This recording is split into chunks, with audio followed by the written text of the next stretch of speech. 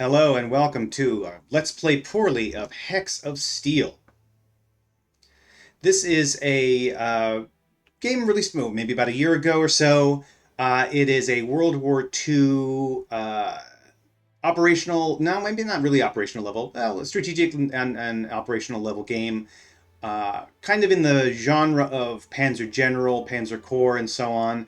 It is developed by a single young French guy who learned Unity and learned programming to make this game.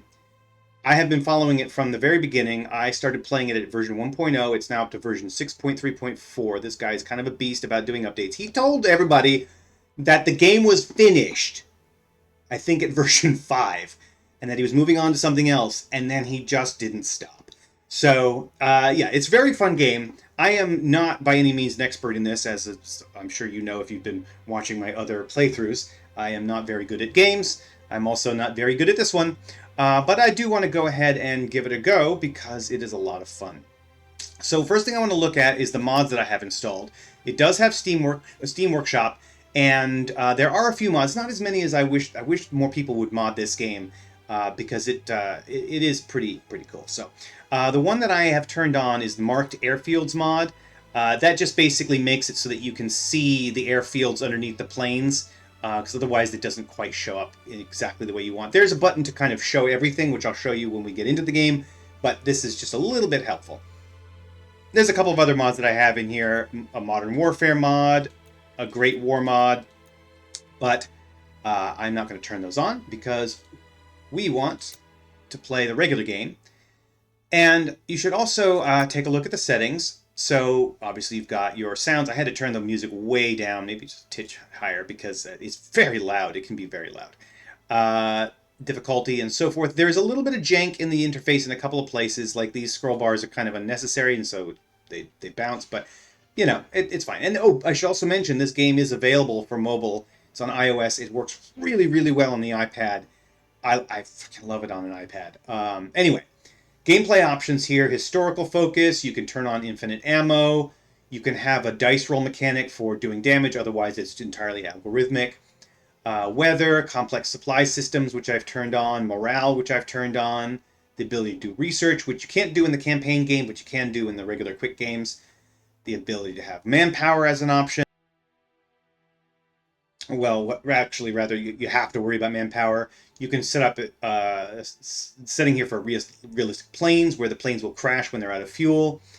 Partisans, you can have it so that complex units take time to produce.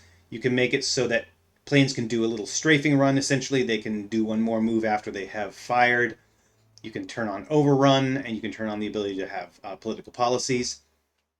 And then you can have things like for the graphical stuff, like full screen, clouds, fog of war, weather particles, borders, all sorts of stuff. I like to have more contrast turned on so it's easier to spot what unit I have selected. Anyway, this is all really good stuff. And then we go to play. There are some campaigns, and by some campaigns, well, you'll see. You can pick any of these guys: Nazi Germany, Eastern Front, 1939, 1941, 1942, 1943, 1944, 1945. Western Front, 40, 41, 42, 43, 44, 45. USA, East, West, Great Britain, East, West, and so on. There are so many campaigns, and it's basically a progression of maps. There's a lot. They're not all 100% historically accurate. There are some things that are not quite right. The dev, when people bring it to his attention, he kind of tweaks things and stuff. He is not looking completely for verisimilitude. He's just kind of looking for a really good feel for the game.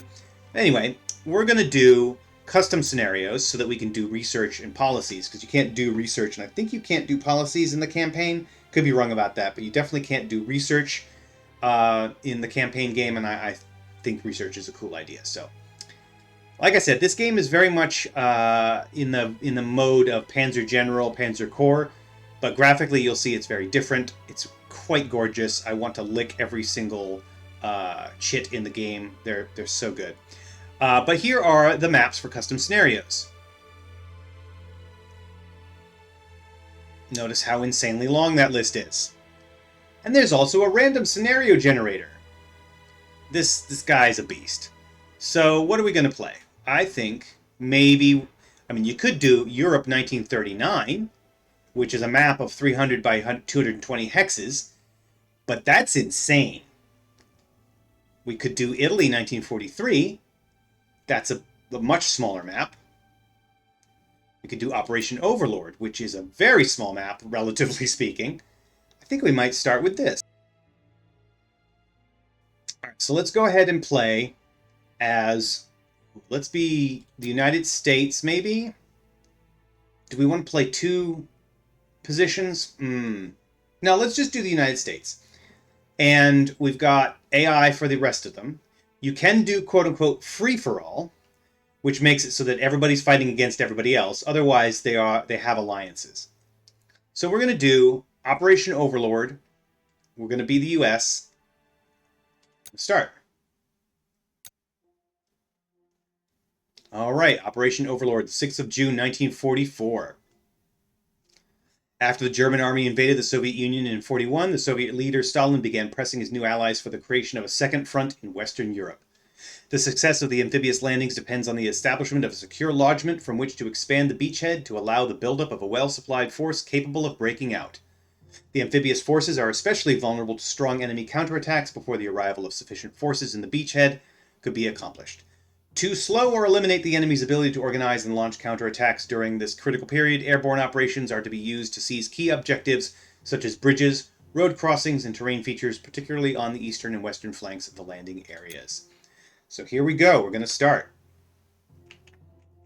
Regular WASD movement to kind of move around. So this isn't really going to be a tutorial series, but I am going to introduce it slowly as I go, partly also so that I can learn it myself. So you can use the the comma and period or left and right caret brackets keys, I think, to move across to the next units, if I'm remembering right. Maybe not. Probably check my settings. Hang on. Check my key bindings.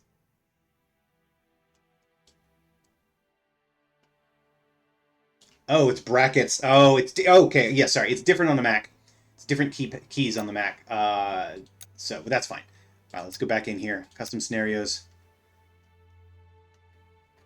Where are we going? Operation Overlord.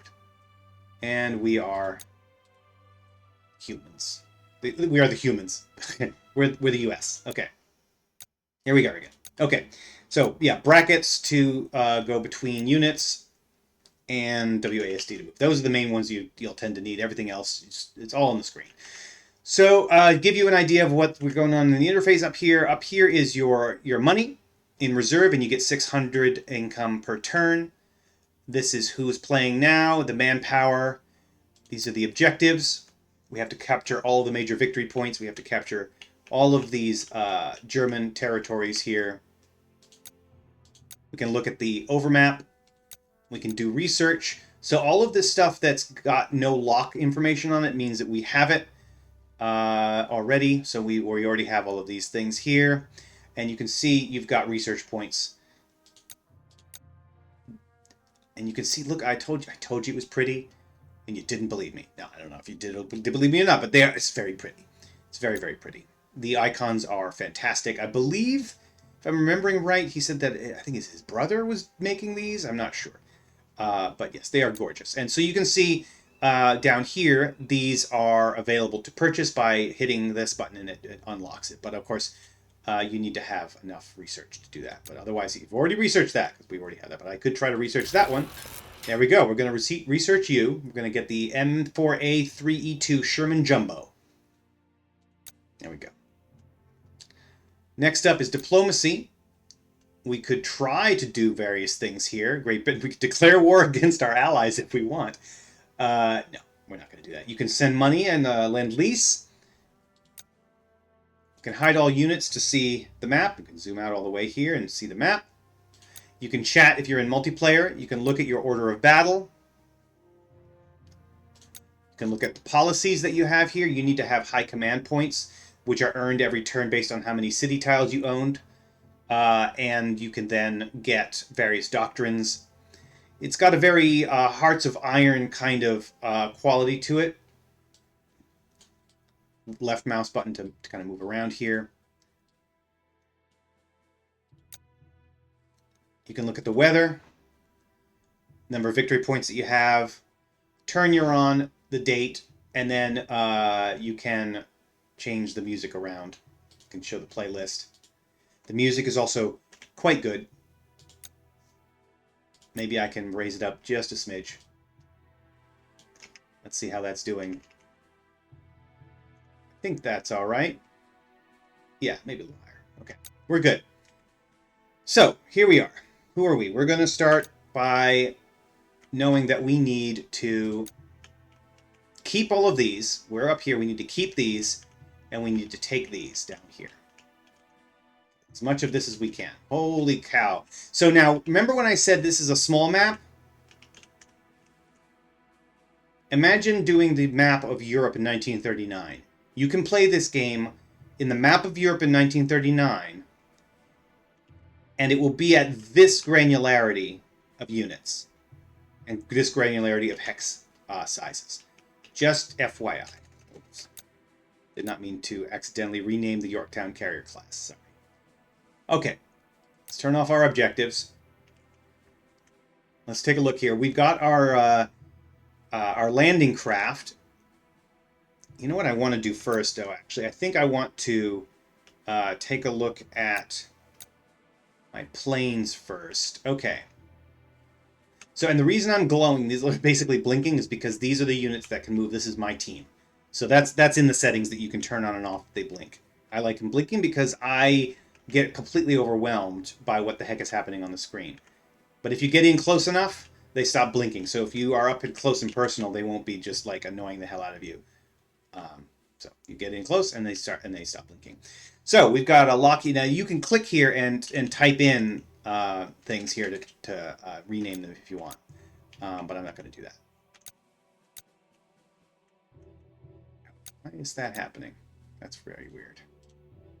Oh, there we go. Oh, because I had clicked in, and there's, like I said, there's a couple of bits of UI jank, but nothing that you can't compensate for.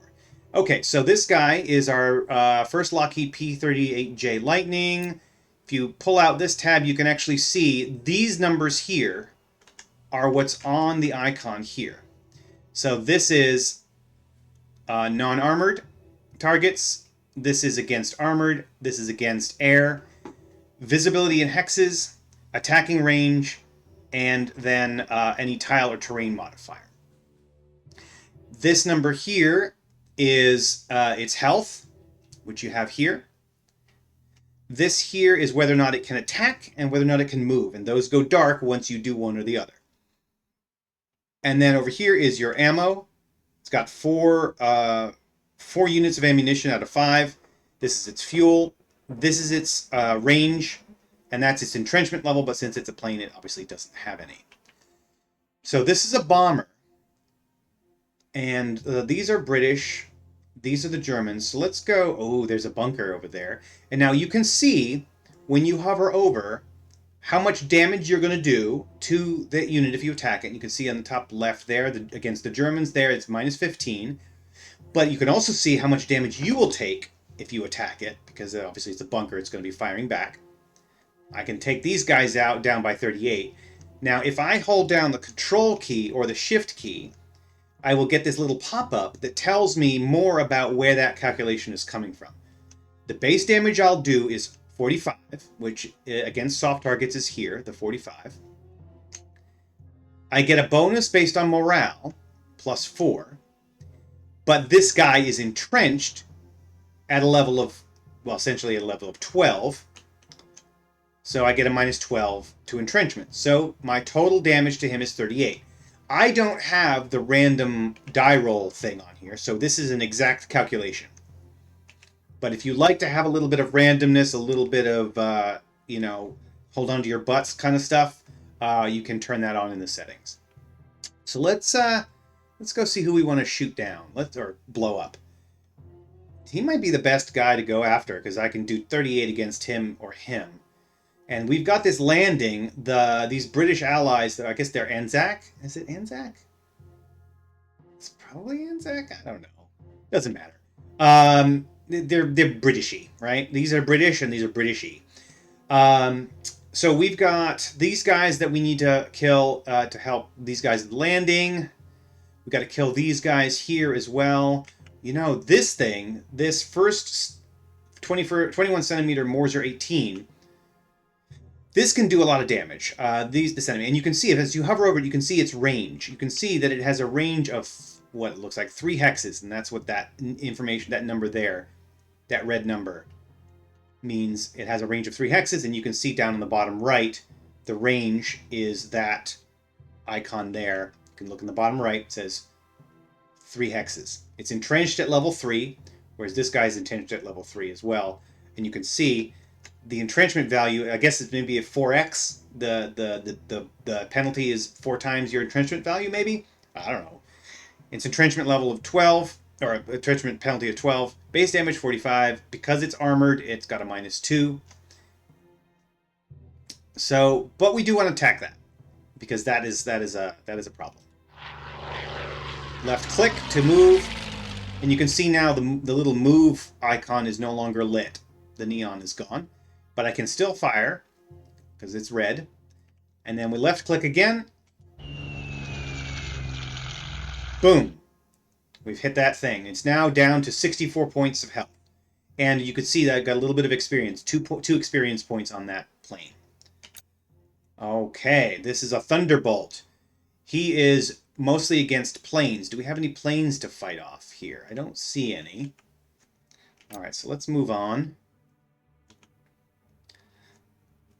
You don't have to use the next buttons if you don't want to. You can just select, but make sure you deselect the unit that you're on first. So this guy, and you deselect by just left-clicking on it again. This is a Liberator. It's good. It is a bomber. It's a little bit of a bomber, but not a strategic bomber. Not like that. Not like this guy up here, who's definitely a bomber. Bomber. This guy has 2 ammunition, but he is good against armored and unarmored, but not so good against planes. Oh, I can do 31 damage here. Morale bonus. Don't have to worry about his entrenchment, I guess, because it's not dropping bombs in quite the same way. I could go after him. Or any of these guys, really. Ooh, if I go after the bunker, I will get hurt. It's on a hill, and it's got a base damage of 10. And there's terrain, a lot of terrain elements as well involved in this game. So let's go over here and shoot at this guy.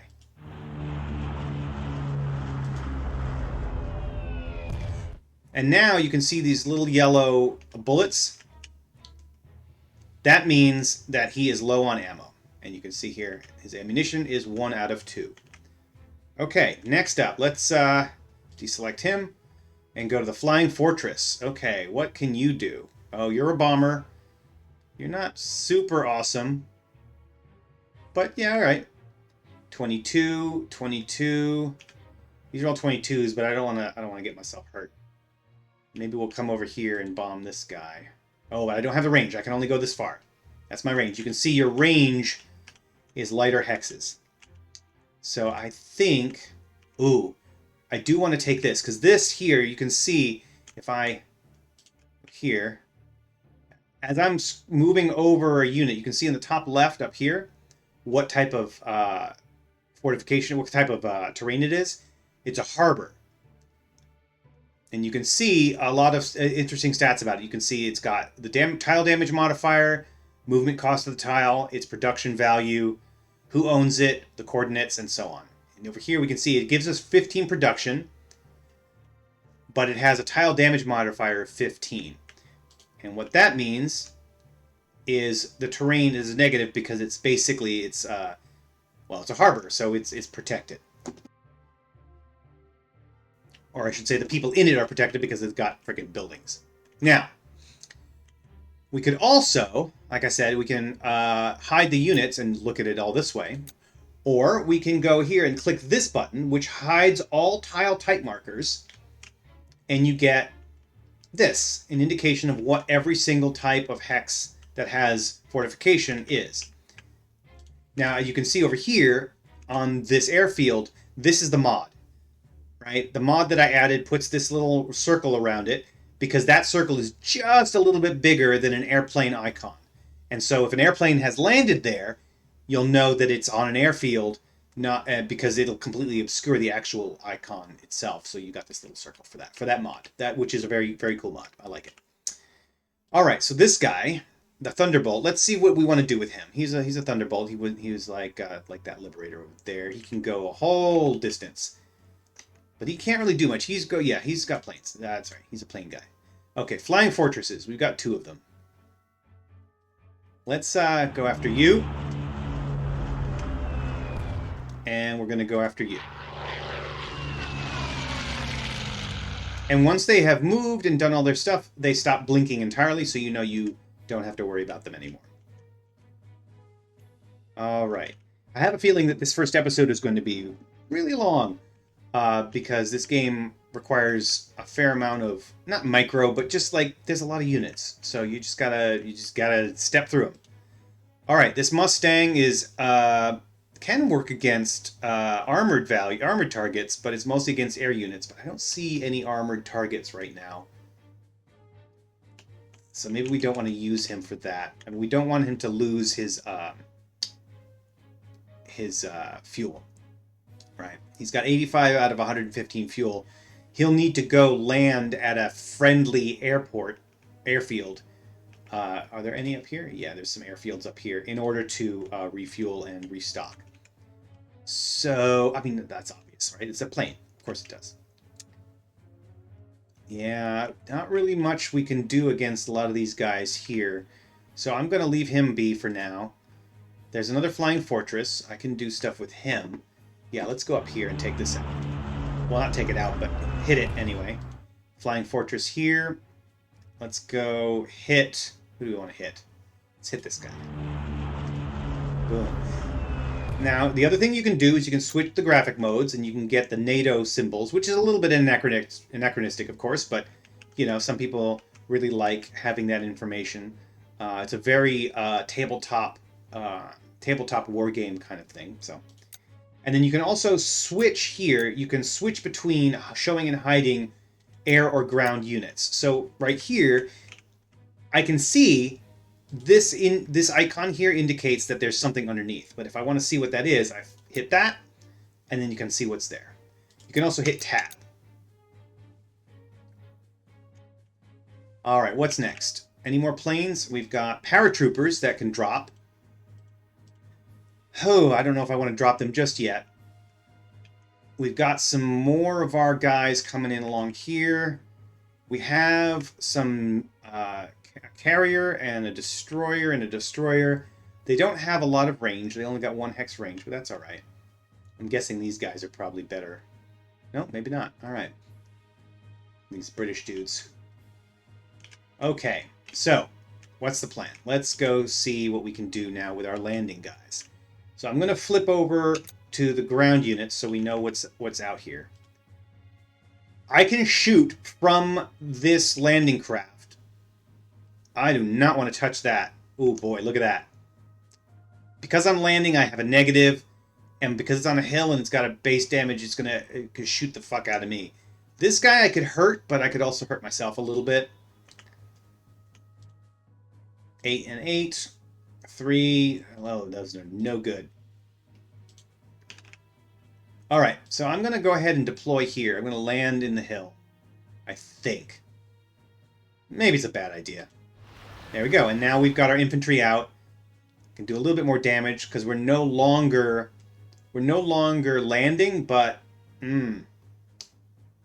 we're encircled. So there's a penalty there because we're encircled by these 2 guys.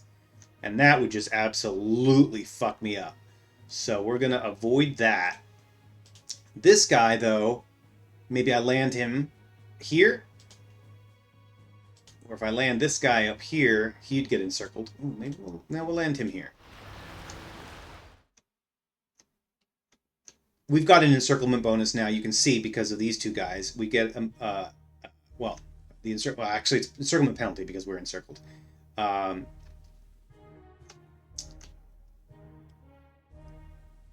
Oh yeah, that okay. So his penalty there is the encirclement penalty. How does this work? Let me see if I can think through this math. Okay, so we have an encirclement penalty on our attack and one on our, and he has one on the damage because of his encirclement. Yeah, it's anyway the math. It's math, and I am not thinking through it correctly, but that's okay. Oh, I could shoot at this guy here. Base damage of 30, but because of the encirclement, there's a negative. But he can't fight back. So maybe we do that. There, and he retreated. Nice. Okay. Okay, so there's no more encirclement penalty here. I wonder why that's the case. It seems weird. Is it because we've moved over here? I don't get that. Oh, no, it might be because of this thing. Yeah, it might have been because this guy was close enough to threaten me here because of the range. I have a feeling that that might have been what was going on. So we could do some damage, but we'll still also get hurt. Is that 72 health right now? It may be worth it. Maybe worth it. Let's just go do it. There we go.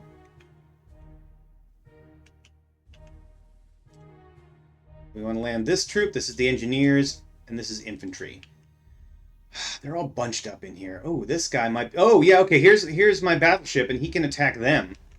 Oh, yeah. That's what we're going to do. This battleship is going to fire its long guns and just go... Boom! Take that down. And now while we're at it, we've got another battleship over here. Take out the bunker. Base damage of 91. It's got attack value of 91. Morale plus 9, and then a whole bunch of other penalties bring it down to minus 60. Good shot. Okay. What else we got? Any other... No, we don't have any other battleships out here. That's fine. So let's go ahead and land somebody. Let's land the light infantry, I think. Nope, that'll still hurt. Yeah, it's because it's got a penalty because it's been hurt a bit. But it's on a hill and it's got a high base damage. Not good. Not good. We're not going to do that. So let's see about maybe moving this guy. We're going to have to move him around. No, this guy's going to have to come around down here at some point. So we're going to move. This is a stag hound. This is going to be this is a tank. So we're going to pull him up over here and have him go in towards Cherbourg, maybe. Okay, so you can't move and land at the same turn, which is fine. It's about what you would expect. This is also tanks, so we're just going to put him over the top here. That's a Stuart tank. Let's put him in here. And he can fire now, but oh gosh, no. That's no good. And we do ourselves a little bit of damage against that. But we also take a hit, so let's not do that. If I come down here, no, that's not going to work. Yeah, most of these are going to be fine. But, okay, so we want to take the infantry, bring you down here.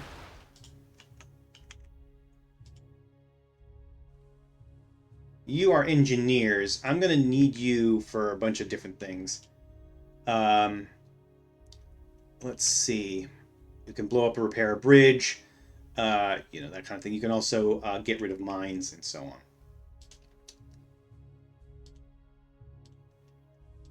I think we've done most of what we can do here, actually. You know what we could do, though? We could bring our destroyers in and do some port shooting. It's not going to do much. It's just a destroyer. But it is, you know, better than nothing. Carrier. Leave the carrier there. Bring this destroyer up to where? Well, let's have you float a little bit closer. Now these guys can come up. but I'm not going to want them to cluster up just yet.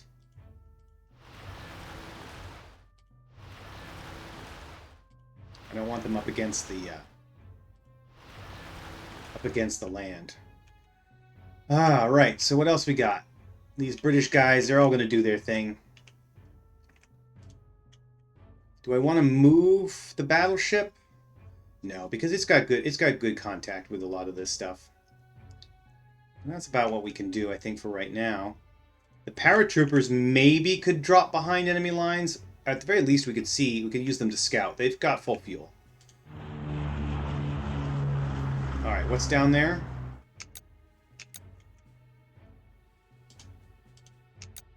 Oh, can't see what's down there for some reason. Oh, there it is. Light infantry. Okay. I'm going to bring you down to Ken.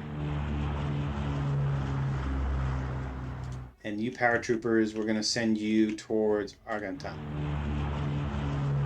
Argentan, actually. Okay. I think that's about what we want to do.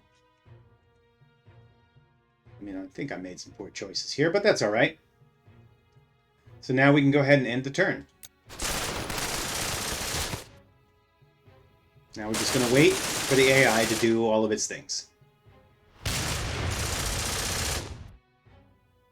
Oh, it's Canada! They're not Anzac, they're Canadians. Of course the Canadians. They're not... Anzac isn't coming from the north. What am I thinking? Uh-oh.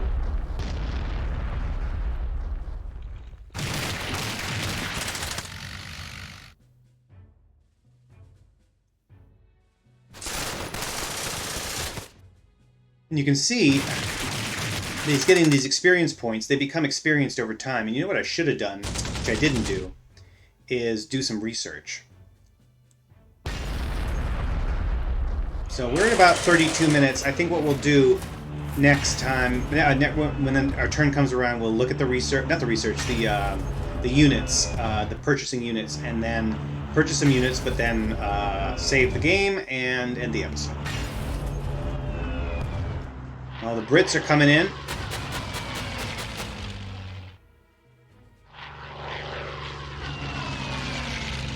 We can watch from afar if we'd like.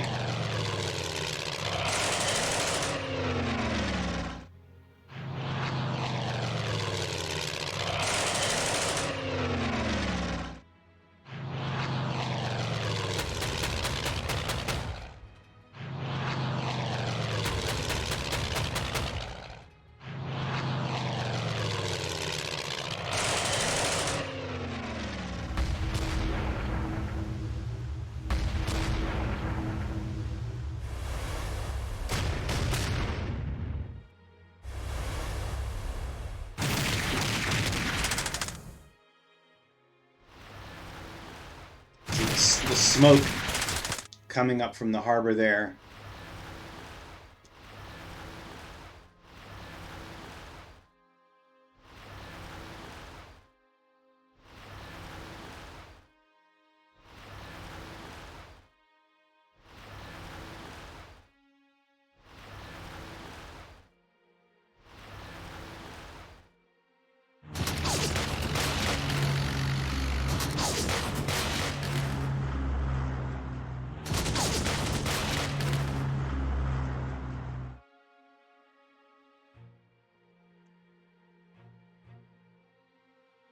That's a long turn.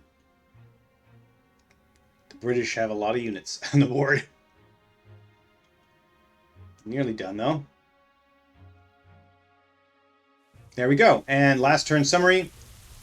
The units killed is the units that they have killed, not the units that have died. That's the units lost. And then units built, money spent, money earned. We have done absolutely nothing useful, so that's okay. But here we are, back on our turn. Now it's raining. Of course it is. So what we're going to do is we're going to go shopping for tanks. I love this icon. It's so cool. It's a little shopping cart with a tank in it. But here we go. This is what we can do for buying stuff. And you can see here, we've got infantry, artillery, anti-tank, anti-air, armored, fighter planes, light bombers, strategic bombers, and boats and submarines. infantry also includes your generals, which you can, generals and so forth, you can just hire them or recruit them from here or what have you, or deploy them from here. And all of your ships include Nimitz, King, and all these guys, all your admirals.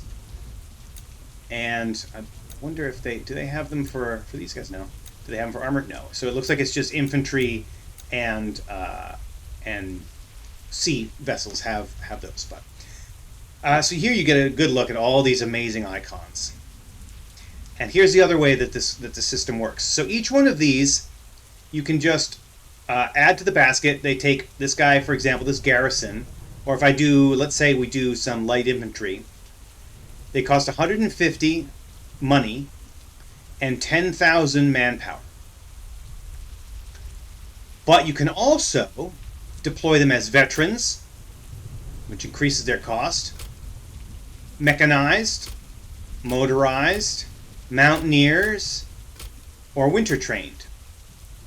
And if you do that, it changes the stats here on the right. Mountaineers are just mountaineers, and so they don't change the stats there. Same with winterized. Winter trained, not winterized. That's apartments. Houses. So you have these options. Same thing with these guys. The artillery, they can be veterans or winter trained. Your anti-tank can be veteran, winter trained, and so on. Your light bombers can add bombs. These Avengers here can do bombs, rockets, and torpedoes, and so on and so forth. There's just so many options in here. So what do we want to do? Let's see. I think we should probably maybe get some more paratroopers. I don't know. Maybe? And let's have them be veterans. Veteran paratroopers. Don't need to worry about mountaineering or winter training. And so you just click here to add them to the thing. Oh, and I should remember, every time you click this here, it resets. I don't think there's a way to like force it to hold, but so you just have to do it this way. Let's get 4 paratroopers. It's not using up. It's only using up 1,600. We have 5,600. We have 297,000 in manpower. Let's go ahead and buy those. I don't know if that's the right idea, but why not? And now we have to wait for them to deploy. It's going to take 2 turns because they're in planes. So 2 turns from now, they will be able to deploy on the field. You can also upgrade units when they are, I believe that they have to be at a city, an owned city, to upgrade them. And you just select the unit you want to upgrade, hit the upgrade, and then you'll be able to make like purchasing adjustments to improve them and change them around. But yeah, so we're now on our second turn. It's been almost 40 minutes, so I think I'm going to go ahead and call it here, and when we come back, we'll continue our invasion of France. Thanks for watching. See you next time.